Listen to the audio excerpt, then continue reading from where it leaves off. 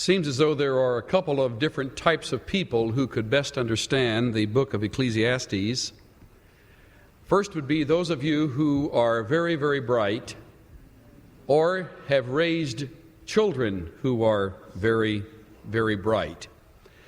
I don't mean to be funny when I say that. I think that Solomon, who was indeed the brightest of the bright, highly intelligent, in fact, a genius, illustrates the struggles of a person who is in that mental bracket. It's been my experience that the more brilliant a person, the greater, it seems, their number of struggles.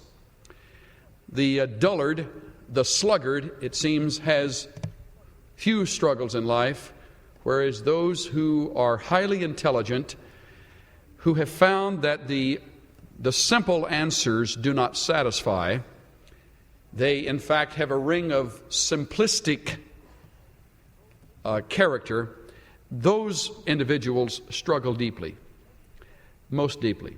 As a result, individuals who are in this realm mentally come to a cynical side of life, often as it relates to spiritual things.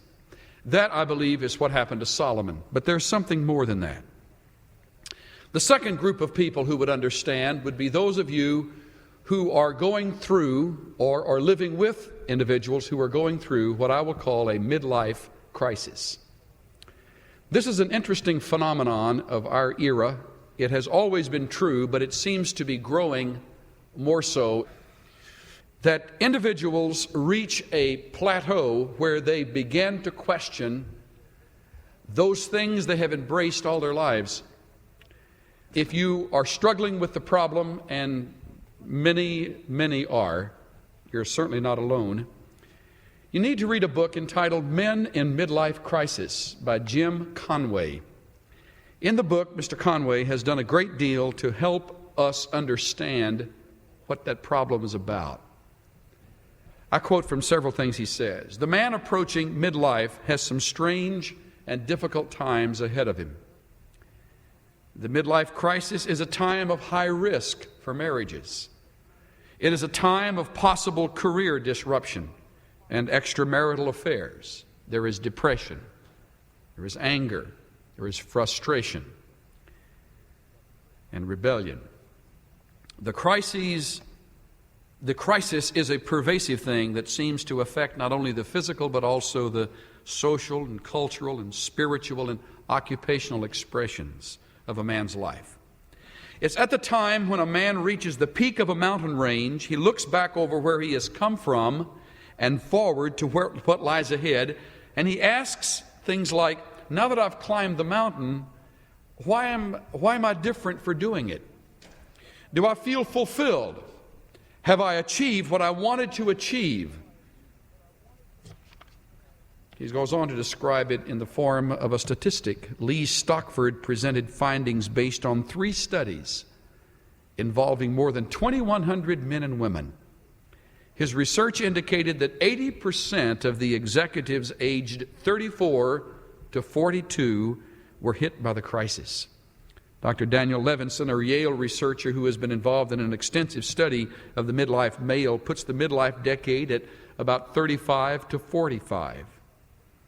Another, such as the book entitled Passages, echoes Levinson's view. Many, however, put this crisis at about the age of 50. 3 things happen to a person to make it generally a description of that at that time. First, some biological changes take place. He is losing physical vigor and muscle tone. His body weight is shifting. That's a nice way to put it, isn't it? He is losing his hair. That is a rather bold way to put it. Death suddenly becomes a reality. Second, psychological makeup changes. His ego, his self-image is drastically affected. He begins to view himself as less of a man because his view of self-worth stems from his physical strength. He may be having trouble or dissatisfaction at work, and because many men draw ego strength from their work, this may hurt his self-image. He may think he's not the man he used to be or planned to be. He may see that he's not going to meet all of his goals, or perhaps he has met them and is saying, so what? The third major area of life being affected is his social life. The world, in very clear tones, tells him there isn't meaningful life after 40, and he can't get a job after 45 or 50. Television commercials continue to affirm that youth is good and age is bad. He begins to reevaluate his life in social areas, his relationship to his wife, his children, his career, his colleagues, his friends, the world around him, and especially his God. It's been my observation that many men I have talked with who struggle with the problem have, for some reason or other, placed God out of their lives and have decided they are going to enjoy some things that they have been putting off all their days. And as far as they are concerned, God can wait for a while. They'll answer to Him later on. And they're on their way in a sort of a quasi-psychological, social, spiritual tailspin until either crisis much greater than that one occurs, death itself, or some miraculous intervention, or simply the passing of time. I personally am of the opinion that Solomon was in the midlife crisis when he records the journal of the book of Ecclesiastes. I really believe that the man records for us his honest feelings when he reached that time where nothing seemed to satisfy. Before I go any further in the book, let's answer some questions that I think are essential to an appreciation and an understanding of the book. First of all, who wrote it? Verse 1 and verse 12 of chapter 1 will help us answer the question. These are the words of the preacher, the son of David, king in Jerusalem. There was only one son of David who became king in Jerusalem, and that was Solomon. And to erase any other question, verse 12 says, I, the preacher, have been king over Israel in Jerusalem. Now, this same individual is named Solomon in other parts of the Bible. He is an adult. He has reached the pinnacle of success. He has reached the highest position in the land. He is to that nation what the president is to ours. His familiar habitat is the Oval Office. And suddenly, in that high-ranking position, cracks begin to appear in his thinking. We don't know why. We don't know what split. We don't know what occurred. We don't know why it occurred. We only know that it did. And the man began to question some of the foundational opinions that had been passed down from his father. And he had perhaps passed on to others. Solomon is the writer of the book. What's the meaning of the title? It's a long title that seems to have sort of a religious tone to it. What does Ecclesiastes mean? Well, it's an interesting word. It is the term that means master of assemblies. It's the thought of one who speaks as a speaker or a preacher to groups of people. He gathers thoughts and ideas and he shares them. Koheleth is the name used for preacher, and it's the word here with the idea of being a master of speakers or a master of assemblies. Hold your place here and answer the question with me as you look at 1 Kings 4. Was Solomon a public speaker? Would he qualify as that? 1 Kings 4. And I also want to read a parallel in 1 Kings 10. So find both chapters. We'll read chapter 4 first, and then we'll look at the reference in chapter 10. 4, verse 29. Now God gave Solomon wisdom and very great discernment and breadth of mind like the sand that is on the seashore. Now that doesn't simply mean he had a good theological understanding. It means he had a broad understanding of all of life. He could speak on many subjects, theology as well as others. Look down to verse 32. He spoke Proverbs, 3,000 of them. He wrote songs, over 1,000 of them. He spoke of trees, from the cedar that is in Lebanon, even to the hyssop that grows on the wall. He was a botanist. He spoke also of animals and birds and creeping things and fish. His knowledge was broad. They came from all over to hear him speak as he gave lectures on this. Men came from all peoples to hear the wisdom of Solomon, from all the kings of the earth who had heard of his wisdom. Was he popular? Chapter 10, verse 23. King Solomon became greater than all the kings in the earth in riches and wisdom, and all the earth was seeking the presence of Solomon to hear his wisdom which God had put in his heart. He not only had wisdom, he had money, he had fame, he had the world with a tail. He was eminently successful. But he went through the time of crisis that we read about in Ecclesiastes. In turning back to the book, let me say that many a person who is a public figure is nevertheless extremely human and struggles deeply. At times, cracks appear in the Oval Office of our own nation. It should never shock us that humanity is there. At times, dishonesty will emerge from the life of a senator, or immorality from the life of a congressman, or the life of a pastor, or the life of a counselor, or the life of a teacher or professor that you have admired much of your life. You have little reason to be disillusioned by that. It's the humanity in all of us. The only problem is that when it strikes a Christian, it becomes scandalous information. Solomon is honest enough to say, I had struggles like you can't believe. And in the midst of those struggles, when things began to fracture and break in my minds, I kept a journal, and for some reason, God has preserved the journal of this master of assemblies. And I'll tell you what I went through as I searched for happiness without God. The third question is, what are the uniquenesses of the book itself? And there are a couple I want to add here.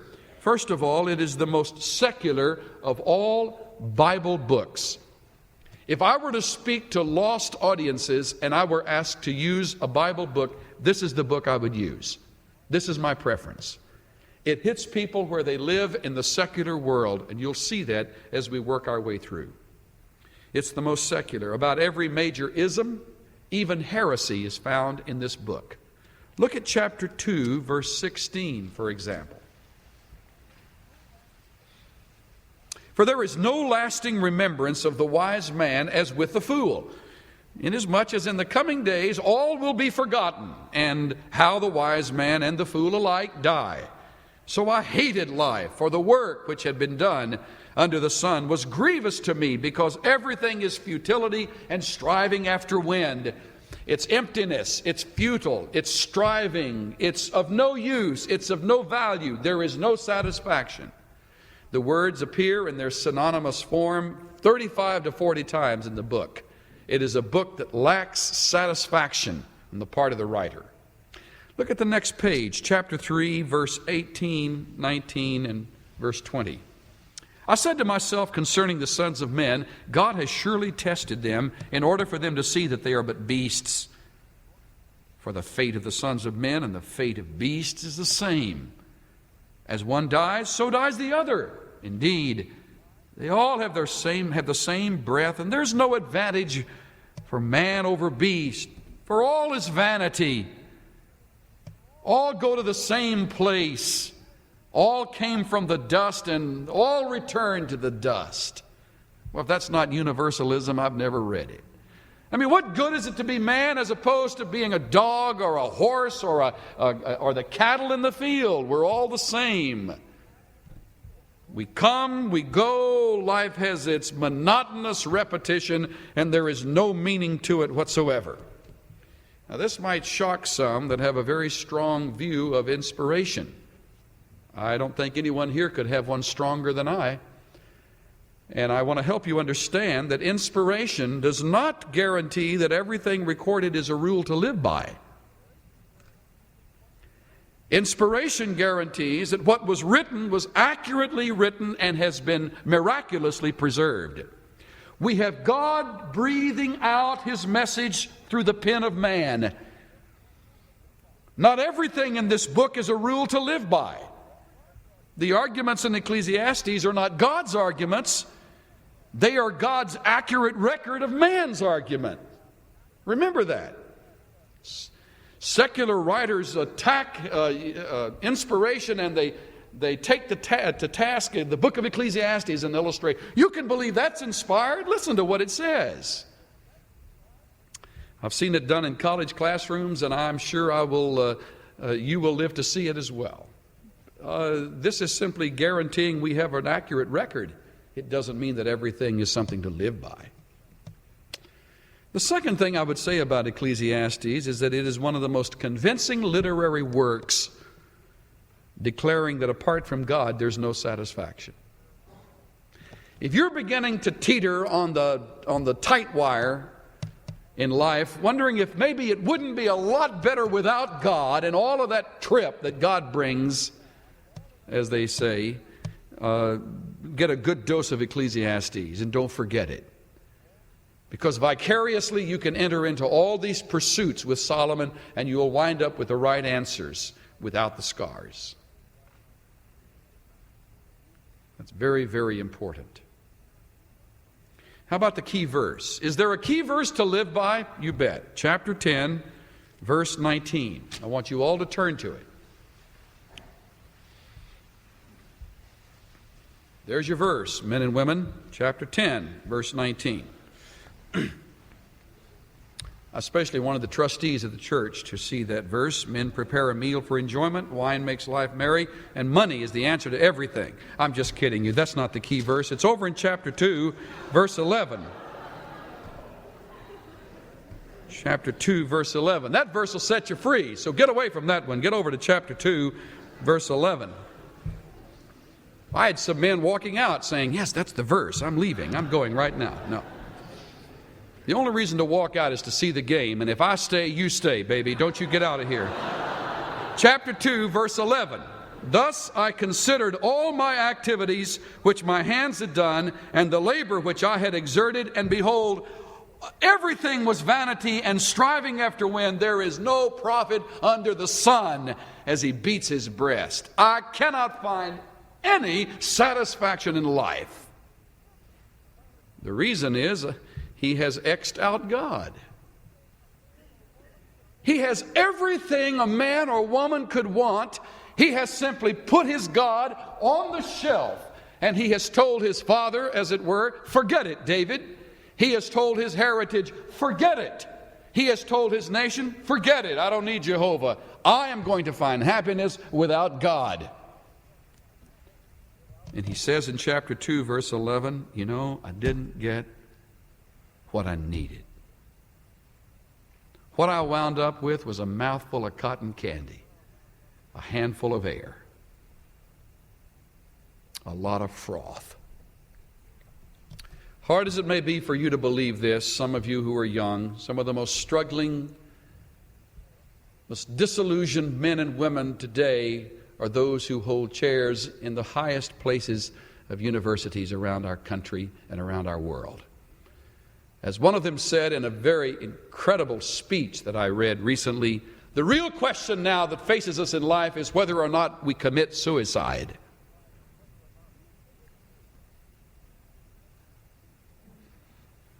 They have no answers. Solomon is there.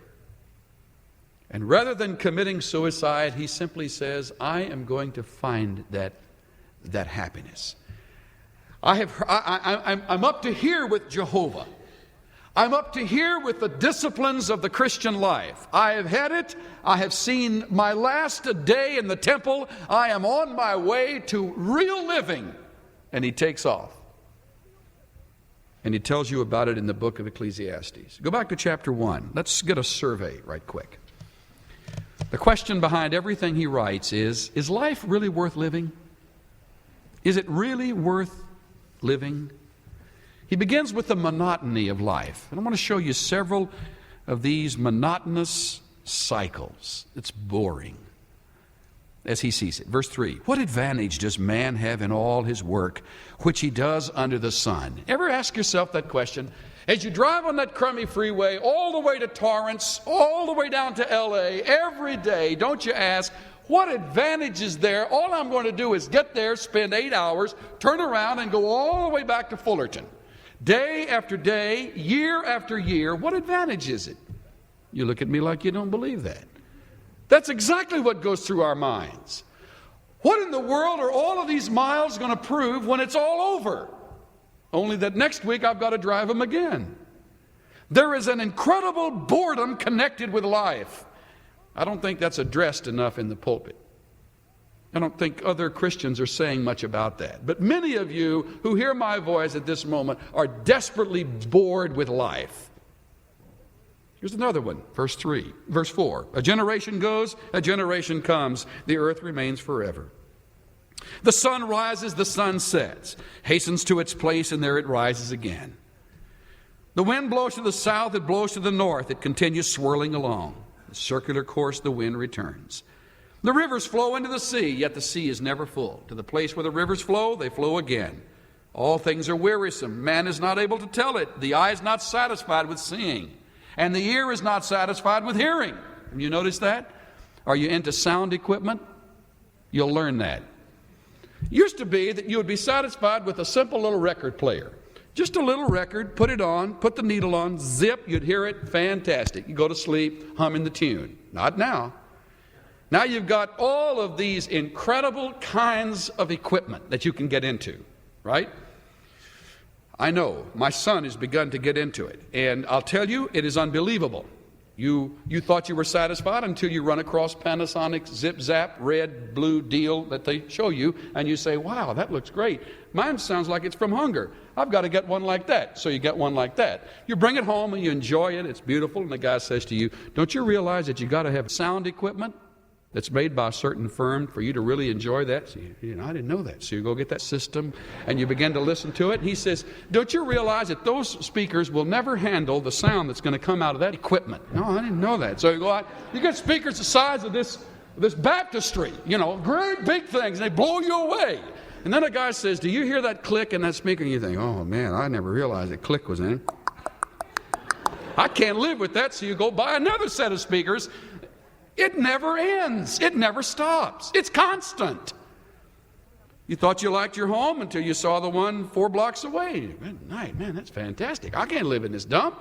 We got to get into that one. And so you move into that one, and the tile breaks, and you got to replace the tile, and you got to fix the kitchen up. And before you know, somebody says, do you know this house is worth so much more? Get a new one.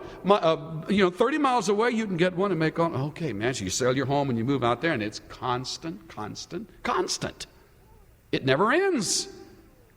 And Solomon is just putting into plain old English the kind of stuff that we think, and we think we're the only ones thinking it. Is there an end to all of this? I mean, is it possible to be satisfied? Not without God. See, he is the dimension that brings it into balance. He is the one who says you can be contented. Like the woman who wrote, the good life exists only when you stop wanting a better one. It is the condition of savoring what is rather than the longing for what might be. The itch for things so brilliantly injected by those who make and sell them is in effect a virus draining the soul of contentment. A man never earns enough. A woman is never beautiful enough. Clothes are never new enough. The house is never furnished enough. The food is never fancy enough. There is a point at which salvation lies in stepping off the escalator and saying, enough. What I have will do. What I make of it is up to me. Solomon's on the escalator, and it's running fast. He can't get a handle on it. There is hopelessness, there is despair, there is emptiness, purposelessness. And so he begins to pursue the things that he thinks will satisfy. He begins a hedonistic pursuit in chapter 2. Turn there. He begins the pursuit that says, pleasure at all cost. Verse 1, I said to myself, come now, I will test you with pleasure. So enjoy yourself. The same old playboy philosophy. Behold, it was futility. I said of laughter, it's madness. And of pleasure, what does it accomplish? A laugh a day doesn't work. How about a bottle a day? So chapter 2, verse 3, he turns to booze. I explored with my mind how to stimulate my body with wine, while my mind was guiding me wisely in how to take hold of folly, until I could see what good there is for the sons of men to do under heaven the few years of their lives. That didn't work. And so since laughter wasn't working and drink wasn't working, let's do things with my hands. So I engaged in construction. Verse 4, I built houses. I planted vineyards. I made gardens and parks for myself. I planted all kinds of fruit trees. I could have told him that wouldn't work. I made ponds of water for myself from which to irrigate a forest of growing trees. I brought male and female slaves, and I had homeborn slaves. I possessed flocks and herds. I got into livestock. Does that sound like today's man? Oh, the Bible is so relevant. I possessed flocks and herds, larger and larger than all preceded me in Jerusalem. He even got into that scene. I collected for myself silver and gold. He had coin collections and precious gems. And the treasure of kings and provinces I provided for myself, male and female singers, and the pleasures of men. There were jesters. There were choirs that came and entertained me, and I sat back and drank it in, and it didn't satisfy. I had many concubines. I went the sex trip. I went that whole scene. I took the whole 9 yards, and that wasn't where it was. And I considered all my activities, verse 11, after all the things my eyes desired, I didn't refuse them, verse 10. I took all my activities which my hands had done, and behold, all of it was a bag of wind. If you're a searcher and if you think pleasures will do it and bucks will do it and things will do it and stuff that you can build and perfect will do it, stop. You won't do it. You can never go the limit Solomon went. He went further than any of us will ever go, and he said, it won't do it.